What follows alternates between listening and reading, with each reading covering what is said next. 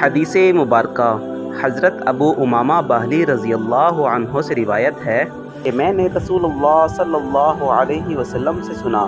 آپ ارشاد فرماتے تھے کہ قرآن پڑھا کرو، وہ قیامت کے دن اپنے پڑھنے والوں کا شفیع بن کر آئے گا، خاص کر زہراوین، یعنی اس کی دو اہم نورانی صورتیں البقرہ اور العمران پڑھا کرو۔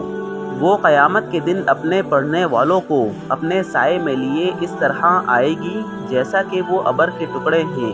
یا سائبان ہیں، یا صف باندھے پرندوں کے پرے ہیں۔ یہ دونوں صورتیں قیامت میں اپنے پڑھنے والوں کی طرف سے مدافعت کرے گی۔ آپ صلی اللہ علیہ وسلم نے فرمایا،